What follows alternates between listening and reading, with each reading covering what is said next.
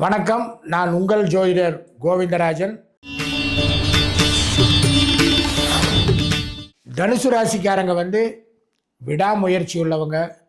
எந்த காரியத்தில் ஈடுபட்டாலும் அதை கரெக்டாக முடிக்கணும்னு நினைக்கிறவங்க.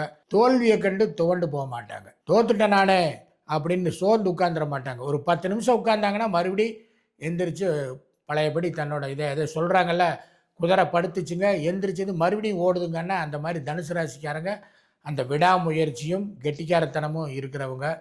இவங்கள பொறுத்த வரைக்கும் தனுசு ராசிக்காரங்க கூட்டு தொழில் கொஞ்சம் இவங்களுக்கு என்றைக்குமே செட் ஆகி வராது. பார்ட்னர்ஷிப் போட்டு பண்ணுறாங்க அப்படின்னு சொன்னால் சரியாக வராது. ஏன்னா இவங்க சில நேரத்தில் ஏமாந்து போயிடுவாங்க. வரக்கூடிய பார்ட்னர் இவங்களை கவுத்துருவாங்க. அதில் இவங்க என்றைக்கே கவனமாக இருக்கணும்.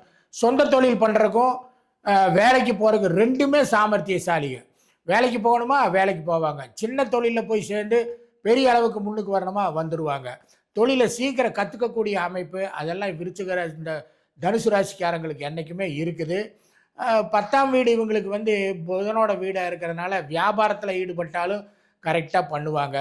காசுக்காக கஷ்டப்படணும், காசு தாங்க முக்கியம் எனக்கு அப்படின்னு நினைக்கிறவங்க இல்லை. காசும் எனக்கு வேணும் அப்படின்னு தான் நினைப்பாங்களே ஒழிய அதுதான் முக்கியம் அப்படின்னு நினைக்கிறவங்க இல்லை.